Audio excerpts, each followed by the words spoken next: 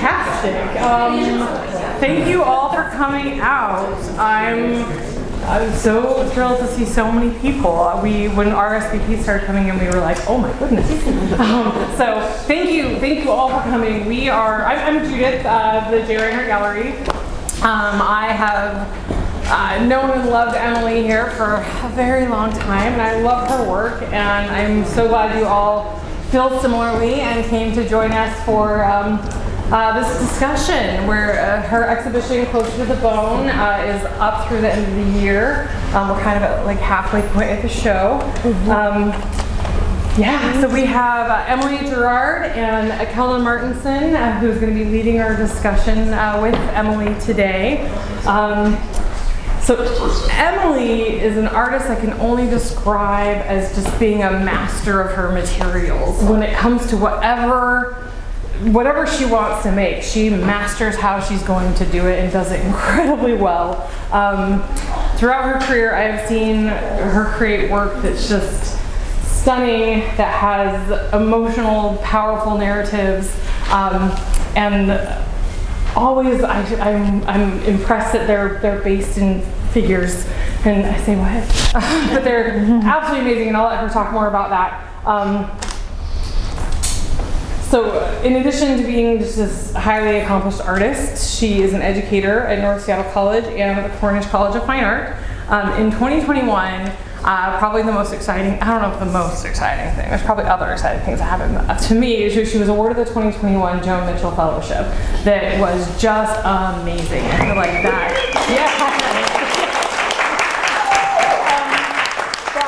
I think set her on a path to really create work that got us all a little deeper and closer to the bone. I'm sorry. So this past year, she also created a large-scale public commission at the USBC City Center and was awarded a residency at the Golden Foundation in upstate New York, which a lot of this work kind of came from those experiences. And then, of course, we can't say, the work that she has worked in numerous public and private collections throughout the state and throughout the country, including the Microsoft Art Collection, the Swedish Collection, and Crystal Bridges Museum of Art. So we're so thrilled to have Emily here and to be celebrating her exhibition. Thank you for being here. And then Kelda. When she agreed to lead this discussion, I was just thrilled. They've known each other for a million years. Millions. She is a visual artist, works in printmaking, collage, book arts, and murals. And with her work, she's really pushing new innovations in printmaking while also holding on to these past techniques. And in any given work, there are numerous techniques that span centuries. So you've got these two women who are just phenomenal at what they do and do things in ways that everybody looks at and go, how? And that is the most exciting thing to me about your work as well. Also many private and public collections, King County, City of Tacoma, the Special Collections Library at Washington University in St. Louis, Microsoft, Google, and Willamette University, including many more. She's also tenured faculty at North Seattle College. So you have these two incredibly brilliant women. So I'm going to stop talking and turn it over to them to have this discussion. There might be some chairs poking around. We can see if we can find others. There's a spot there. Yeah, there's one right over here. But yeah, and over here. Thank you guys. Turn it over. And lots of puffs around. Yeah. If you need more like little puff chairs. Yeah. Awesome. Thank you guys. Thank you, Judith. Thank you for coming. Welcome, everyone. Hi, Emily. Well, I'm truly honored to be here this afternoon with Emily Gherard. Judith already mentioned her many accolades, and that's only a part of it. But most important to me, she's a close colleague, a confidant in parenting, a mentor in art, and a person I deeply admire. Amanda Manitak wrote about Emily's show at Bridge Productions that Gherard's work requires close encounter, with nose practically pressed up against pieces, an inspection that asks the viewer to slither side to side to grasp the play of shadow and light and the velveteen sleekness of the graphite. The density of the material at such close quarters is gravitational. And Jen Graves wrote of your early work that the way you engage with visuality is like fresh workouts of forgotten muscles. And Margot Van Siegel writes of this show that we're in today that Gherard powerfully evokes the vast hollowness of loss, a void impossible to paint over. Congratulations on a beautiful show, Emily. Thank you. Thank you. I'm feeling solid, and it kind of, the show echoes the more I can like talk about it and share it with people. So I really appreciate you coming and giving your Saturday to this work. Thank you. Yeah. So let's just jump right in and talk about the frames. No okay. So in your past work, you play a lot with the frames. So the frame, in the plaster work, the frame is seeping through like a ghost image, something coming through from beneath. In other works, it's been completely deconstructed into small wooden blocks that are supported by yet another frame in the back that we can't see. And then in these works, it feels like we're simultaneously seeing the front and the back of the painting at once. There's a contradiction in the way that the frame is both the support structure and the composition itself. They're made by smart, complex angles, but they're also rough-hewn and ostensibly held together by staples. And then this transparency that you're working with further confuses or obfuscates or maybe highlights that foreground-background relationship. So can you talk to us about the frames, the materials? Yeah, I think that you touched on the plaster works, and I had to kind of start it for me, and like many of us are making, there's a moment that this work comes together, but it's coming out of so many other processes. So to step back one step to talk about where this came from, I had been doing these plaster pieces, and plaster had been something like so many things where it was, I've been playing with plaster and trying to pull prints from plaster and figuring out how I wanted to do that since I was in my early 20s. So there's always these like lots of side projects that are happening in my studio. So I'll be painting, I'll be drawing, I'll be doing all the printmaking, all these things. But these had been kind of an echo. And in 2019 and 18, I decided that that was where I was going to put all my focus. I had ideas of how I wanted to use this plaster and scale it up. And so I spent 2 years developing the plaster work.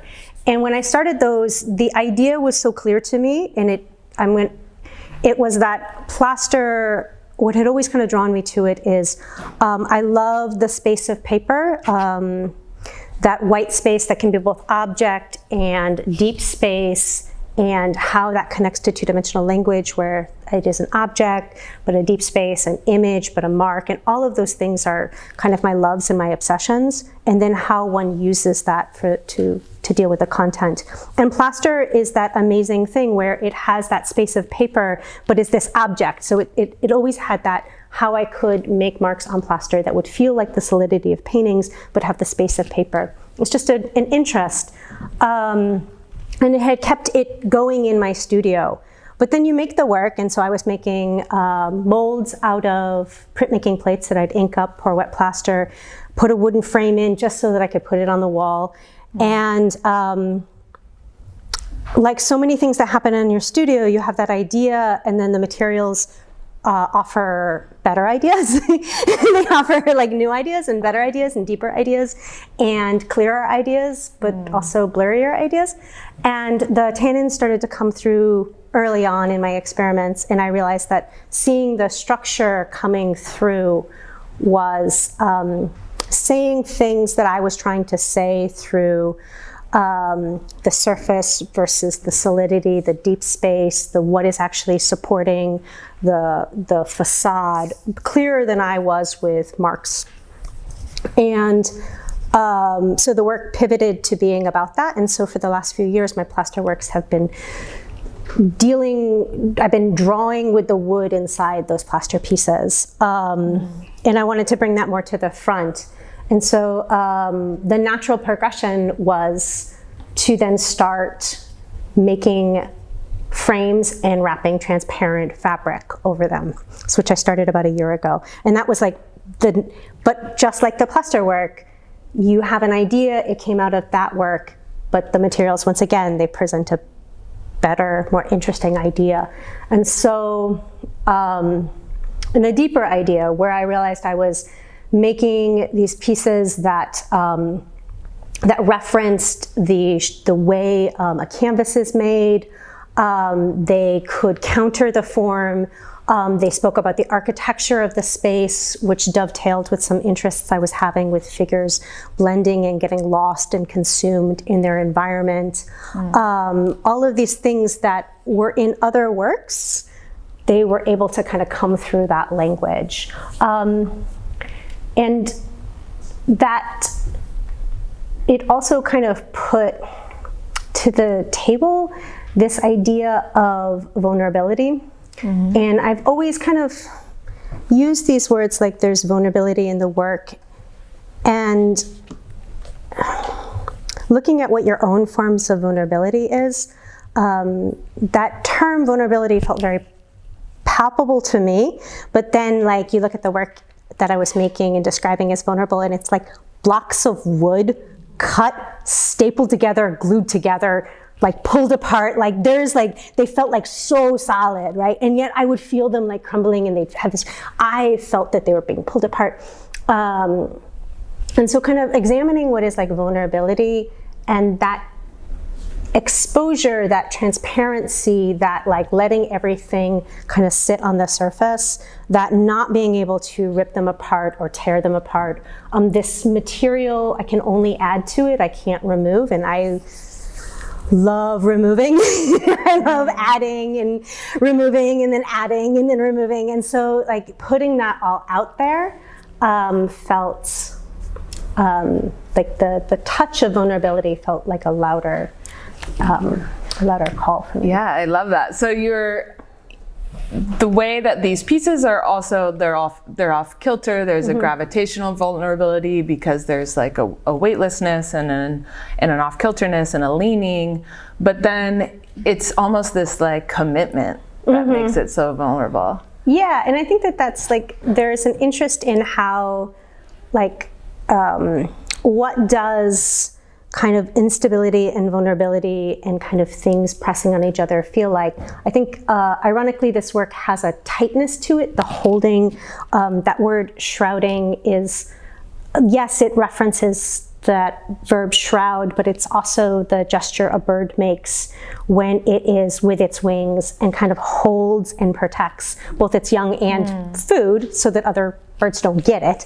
And that kind of like holding something super tight, I think, is also where they're almost perfect, but they're off kilter, but because they're square in other places, that off, to my eye, my language is that feels more off kilter. It's not that they're crumbling and like fall on the ground. They're in that moment of tension, of trying to hold it together, and that feels to me a little bit more chaotic personally than the affectation of them crumbling and falling and breaking apart on the wall, which is like a visual affectation that we know, but it maybe isn't the affectation that it's not the way I feel that tension happens in my own body and in my own existence.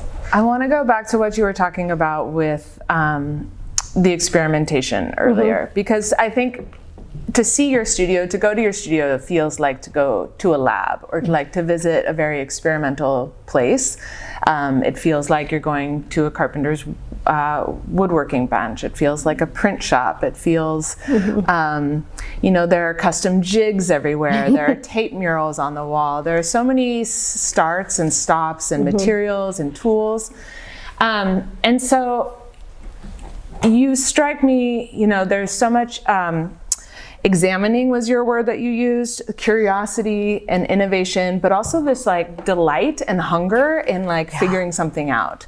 I think you approach teaching with like a hunger, you teach your art making with like a hunger, a real desire. And I know you've used the word primal in past interviews before too, which I think is appropriate to this show title too, that the closer to the bone, there's like this real sort of primal investigation of what you're doing here.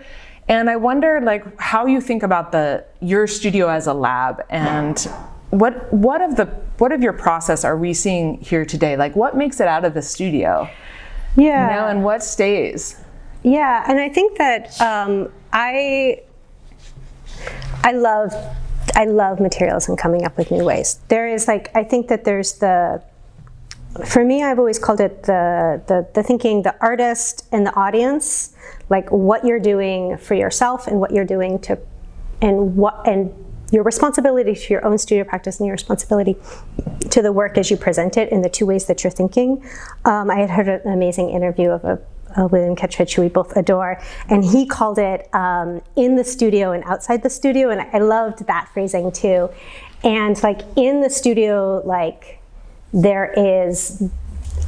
I was excited to work on transparent paper, or a transparent material. I loved the way it blurred. I loved the way it created this atmospheric space.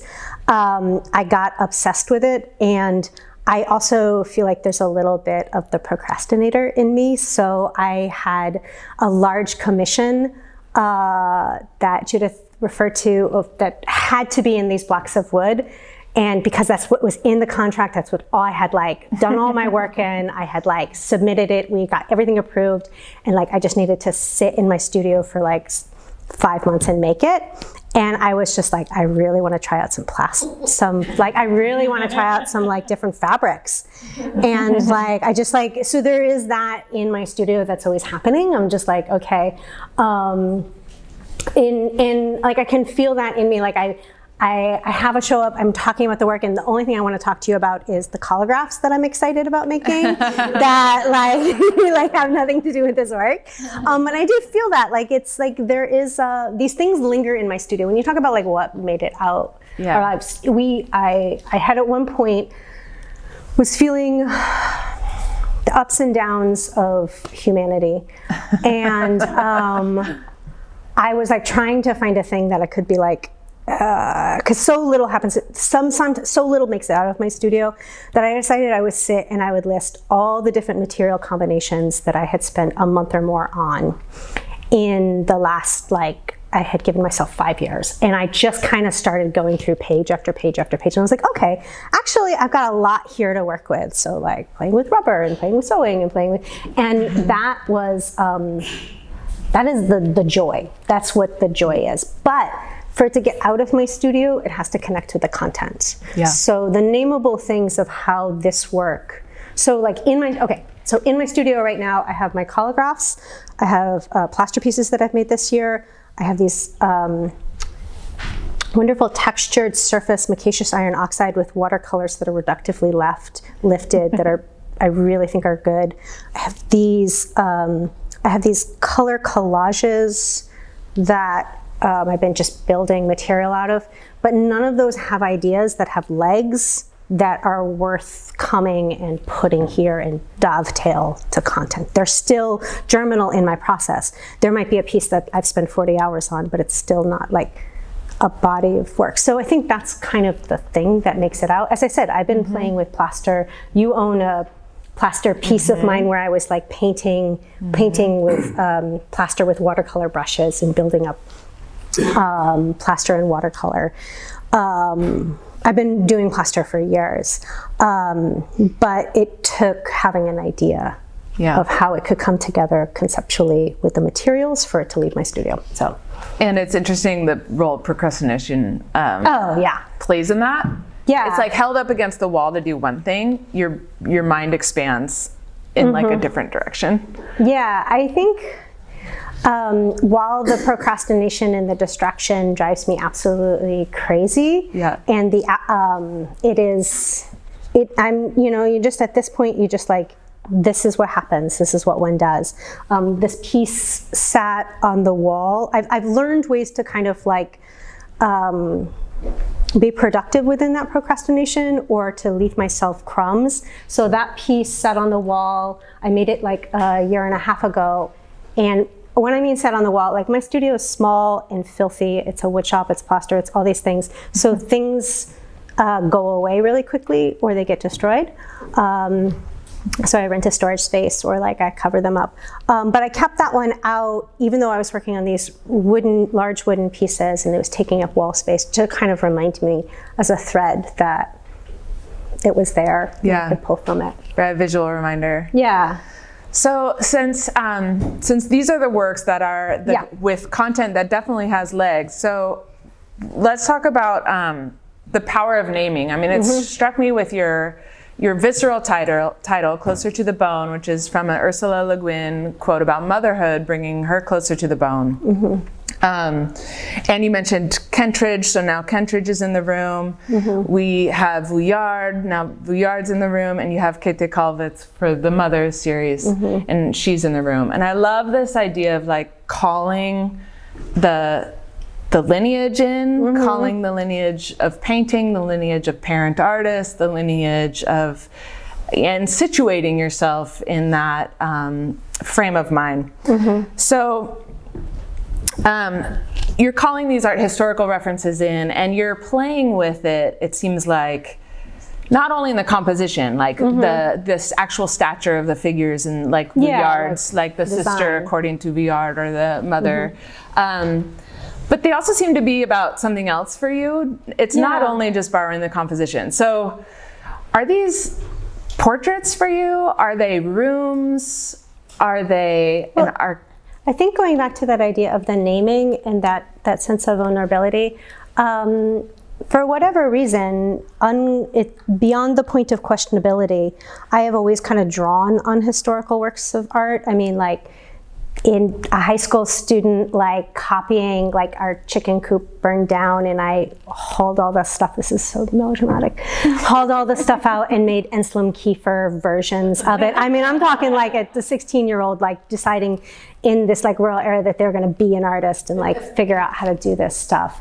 And like, I mean, so like, there are things that are beyond question at this point. Like, I pull and draw from historical works of art regularly and have always found my voice in conversation with those works. The way there are writers who, when you hear them, they're always referencing the cadence of other writers or poets who, or musicians who kind of pull from those things. So like, that is part of my vocabulary. I think the naming of it is that it was always there, but now part of that vulnerability is to let things be bare and to say this is this, and I am like, here it is. And that is an uncomfortable vulnerability, because the instant you say that these are based on a Käthe Kollwitz piece, and you name that source, you have a responsibility to that source. You've said it in your own head, and I feel like I'm extensively an abstract artist, and the nameability is a slippery, slidey thing where we both love it and hate it. We've had experiences where I've had experiences where the naming ability closes things off and makes them reductive. But naming something is power, and that power can reduce you, but it also can be a foundation, and that's kind of where I've gone. So to me, like, saying this is based on this is also a new form of being like, here it all is. Like, yes, do you need to know that I looked at the mothers? People ask me, and like, no. But like, I feel like I have that knowledge. I'm like trying to say, here it is. Like, this is it. And whatever that helps for understanding our bridges.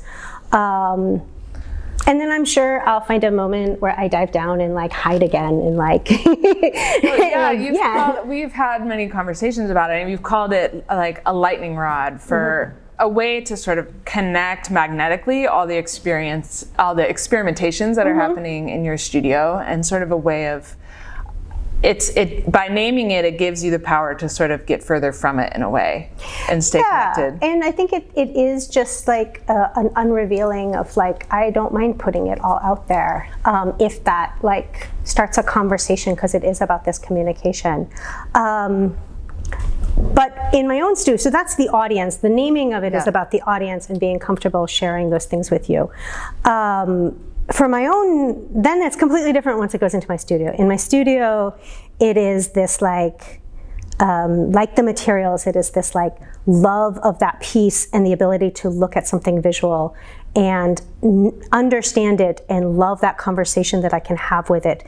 And for example, there's a very famous Kollwitz piece that I've used for 20 years. Nothing's in here of it, but it's like a woman. She's like kind of almost like her legs are all kind of curled up. She is drawn with these like really aggressive marks. She made both Kollwitz made an etching, a drawing, and a lithography of it. And then the child's head is like drawn in this like wispy, delicate, loving touch. And to be able to like visually translate that touch, the material as a caress. I'm a maker, meaning that like I draw with the material. And so to be able to see in another artist that charcoal or lithography, wax crayon, touch with the gentleness, I like love that visual sense of how I can read it, like I'm having a conversation with that piece.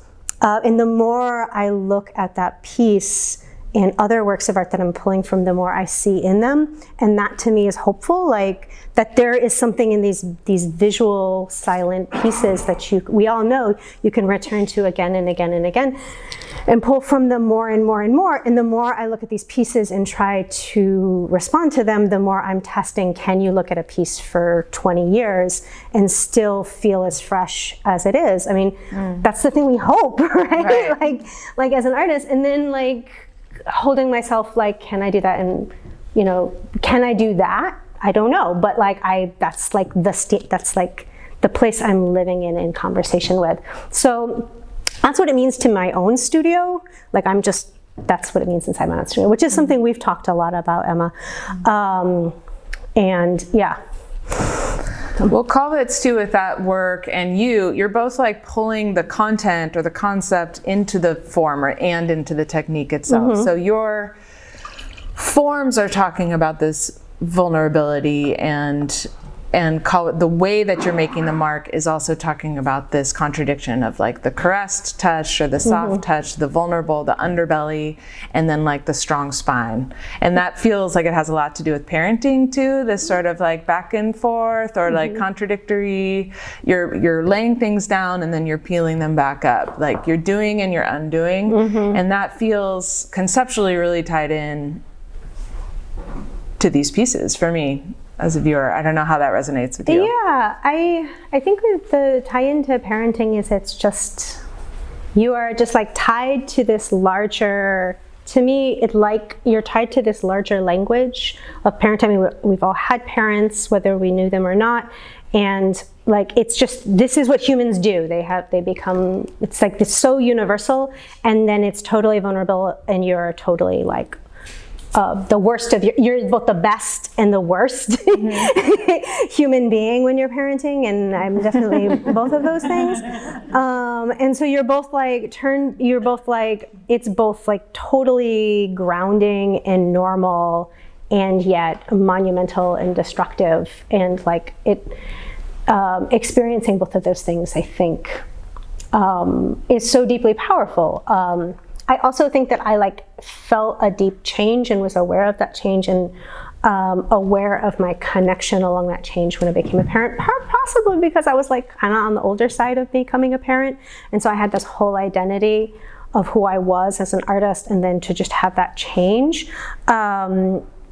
felt like I was old enough to really comprehend that.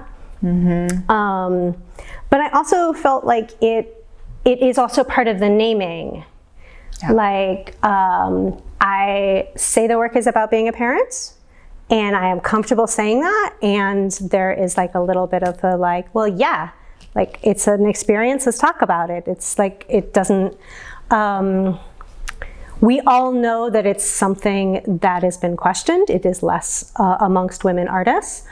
We all know that, and so we start from that as our baseline, even if we're moving beyond that. And we also know that it becomes this awkward, saccharine, sweet, monumental conversation. And how do you talk about it with intellectual rigor and talk about it as, yes, primal, but also an intellectual experience that is worth kind of tying into the, just like we talk about getting old and dying as like legitimate conceptual reckoning, we can talk about these other things as well and talk about them with intellectual rigor and bring that to the work.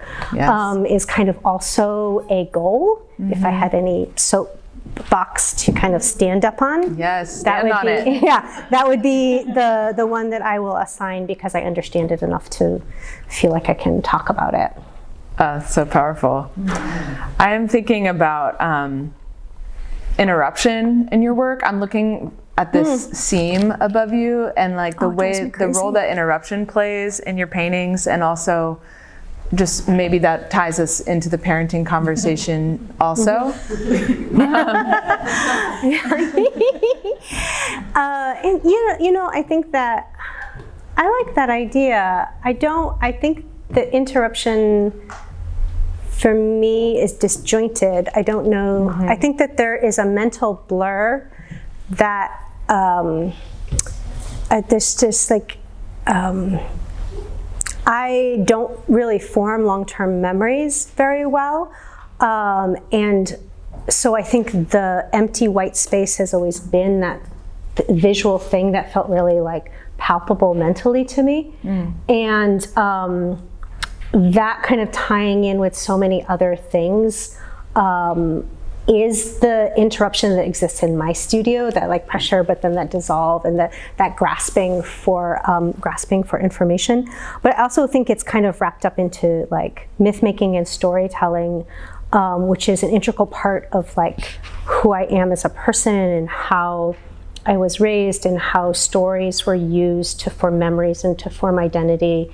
You know, my mother is very like careful to create these like elaborate myths that we kind of lived with, that we carried from location to location to location, that all feel kind of like tied up in like the use, the ability in my impulse to be an artist, that you could kind of like make all of these things. And that's a whole nother kind of conversation, but that I think interruption is not off. It is kind of, to me, sometimes it's like that shoaling, it's the opposite. It's the like guarding against interruptions that kind of happened so much as I was growing up in a moving, you know, year to year. I think it's the desperate need to have continuity that I think kind of holds it. So I think interruption's probably in the work, but it's probably a defense. The work is probably a defense against it. A defense against it. Yeah. And that like makes the mark making, the obsessive time-consuming mark making, and all of those things. Yeah, I'm glad you brought that up, because I do want to talk about the drawings a little bit from the residency. Yeah. And this mark making, sort of building a continuity, but there are clear breaks, right? Yeah. In the work. And how do you think about drawing just as thinking, drawing as acts of removal, drawing as undoing, and setting back in place? And well, to me, drawing is thinking, and so when I say I'm obsessed with two-dimensional language, and they're not sculptures, they're paintings, I'm really just saying they're drawings. Like I think I just love drawings, and I love the language of drawing. What I mean by drawing, I mean this big way of thinking visually that drawing is. That is a deep conversation. I think the drawings on extensively, there are more drawings than other things because they're on a paper-like surface. To me, they're a material discovery that looks like the wood blocks that I was making, and so they kind of tied these two things. They take a nod to the other piece. They also blurred and dissolved in a way that I love. They had a color that I adored. I've been like, I love, you know, that kind of old photographs, the overexposed photographs and the tintypes, hidden mother tintypes, which are these ridiculous Victorian pictures of women just covered in sheets while they hold babies. They're hilarious and amazing and horrifying and just beautiful. But I love that color. Like, yes, there's the reference there to the photo, but there's something in that gray of that tintype second type of the overexposed image that's just stunning, and I was able to find it, and like I've been looking for it through other materials for years, and so then to come across and be like, oh, there it is. There's that color, there's that look if I rework this surface, and there's that surface, but it also has the fingerprints, and so it was exciting, and they feel very. Those pieces feel still like very exciting to me, like I'm making more of them, and I'm still in the space where they're thrilling, though they are hard to touch and handle and move around my studio. I still like adore them. But I think also like to tie into that idea of the residency was very critical to that idea, closer to the bone. So the residency that we're referring to is Golden Residency. Golden's a paint company. They own a bunch of paint companies. You go to you go there, you have a month, and you have essentially what looks like Dick Blick on the Blick store. It used to be called Dick Blick, but the Blick store. And you're staying in a place where you have a massive studio, and then a store without a cash register. Like you walk up and like you have 24 hours access to it, right? And so, I mean, it's insane. And so like many of you I know are artists. We have the things that are, I use the word excuses generously. I'm not saying like that we're like pulling punches, but we all know that we lament time, materials, and space. And like I spent a month where I had unlimited time, I had unlimited materials, and I had a studio space that was like 3 times the size of my tiny small garage. So everything had been taken off the table, and you're like sitting in this room and with like, oh my God, like I have all these things. And then you start to realize that like a lot of your practice is built on the creativity within those limitations. Yeah. And when all those limitations are gone, there's just like you, and talk about vulnerability, like you're just sitting there like, this is me now. And I think it's good. It's good. It's good. You do it again. But I do have to I do love the fact that it was like, I was like, oh yeah, this stuff is hard, Right? Like it's hard to do this stuff. We all know that. But like when you take all of those things away, it's good. And so it brings you like, what is left? What is the most important thing in your work? Like what is the one thing you have that will drive it all? And you have to decide what that is, because that's all that's going to make the work.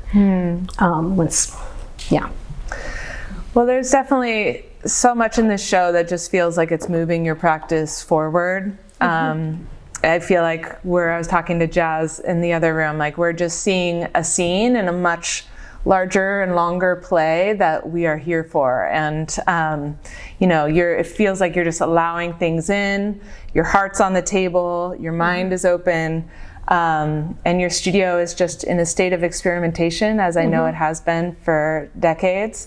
So I wonder, because you are such a generous artist, if you might share with us where you're headed next. You talked about collagraphs, but what else is on your mind? Yeah, so I mean, this to me is like, I think of this show as a moment where I was really trying to pull together a show that was one voice.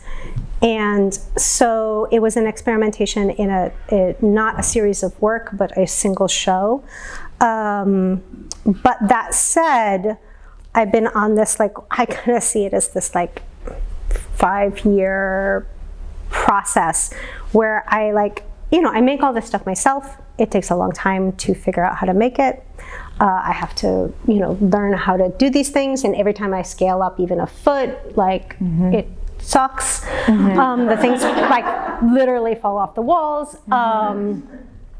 But this, to me, there's the plaster, there is an element of the wood construction, because when I finished the plaster work, the wood was still left on the table. I feel like I've gotten that. I feel like I've gotten a space where there is a lightness and a transparency that I desired.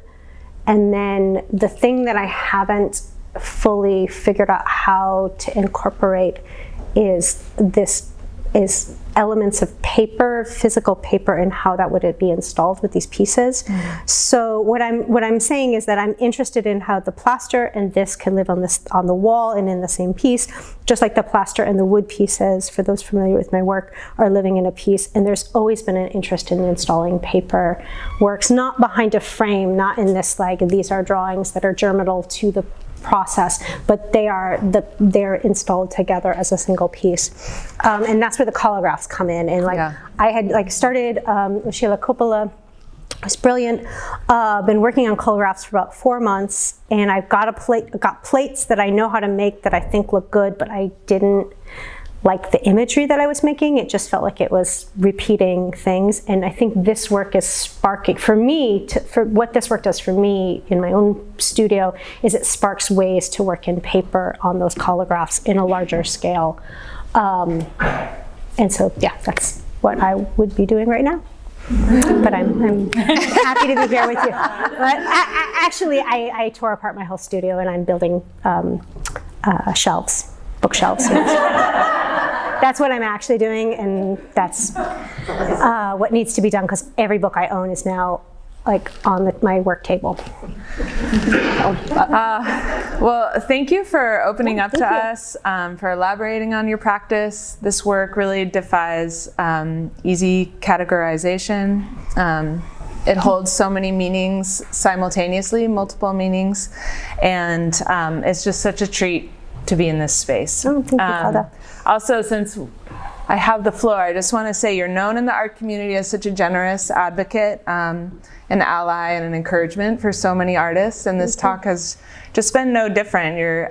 It's really lovely how you move in the world as an artist. And thank you for sitting down with me today. Thank you. Yeah, so I would love to. I would love to continue. Yes. If anybody has any So questions. now it's your turn to. I'm sure people have questions. We'd love to dedicate some time to that. So, Dree.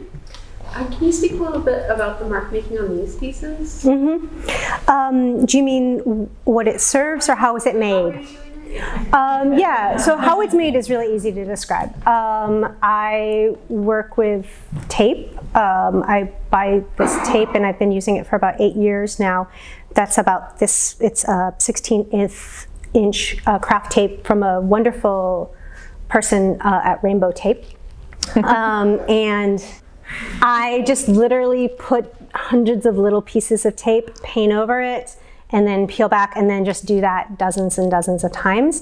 There was something that I've been thinking about since your last talk.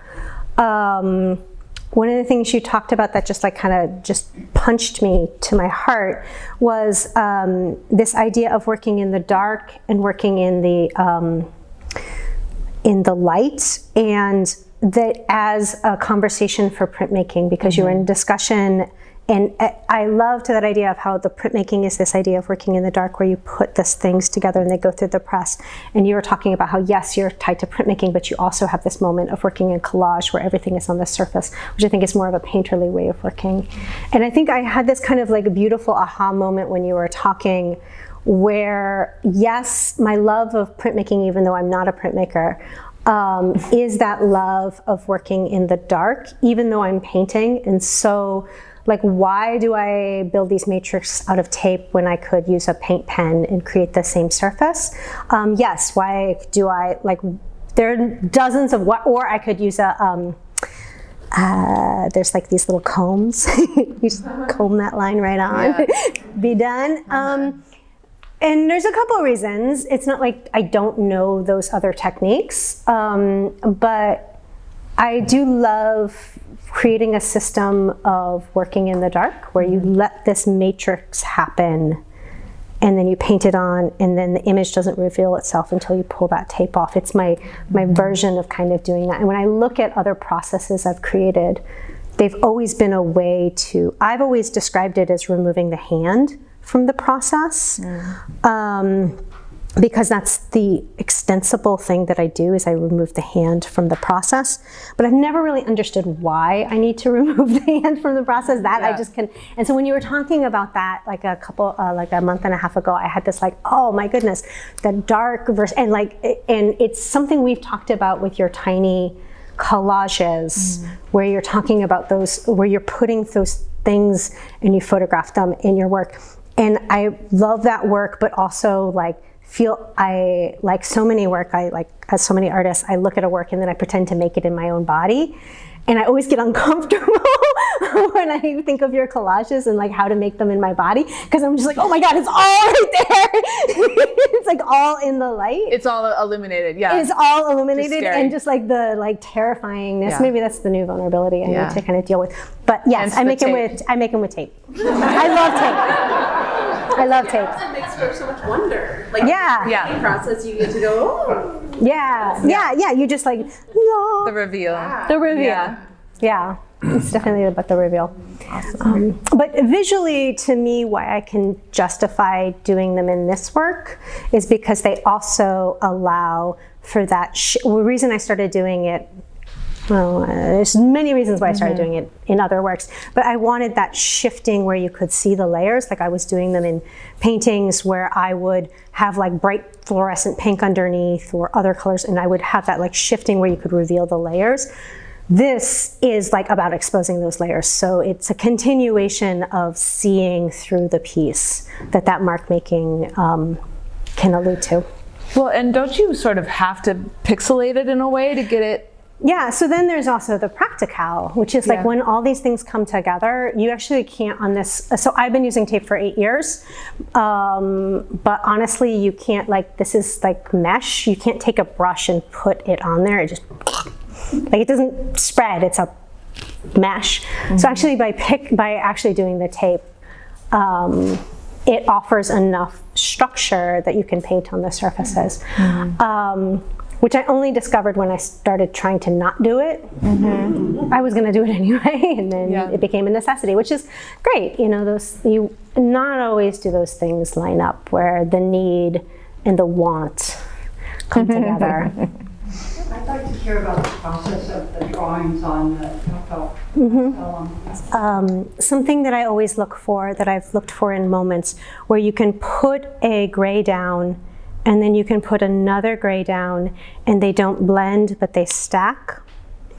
And that is something that I look for when I'm experimenting all the time. So whether that's a wash on a hot press paper, or on and on and on. I've done it I've been interested in that in silk screening, and so I've done like silk screening pieces where I've looked at things like that.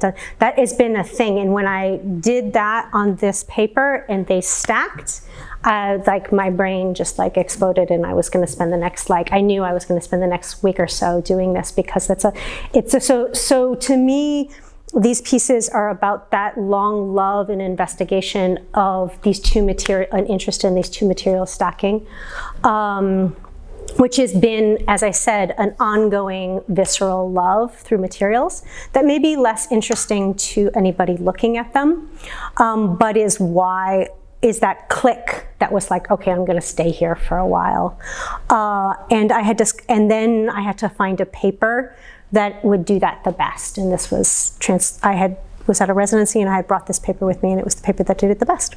The only thing I have control over as an artist is how these things are made, not how you see them. And so I'm pretty and that's the part that I love. So I do love talking about how it's made.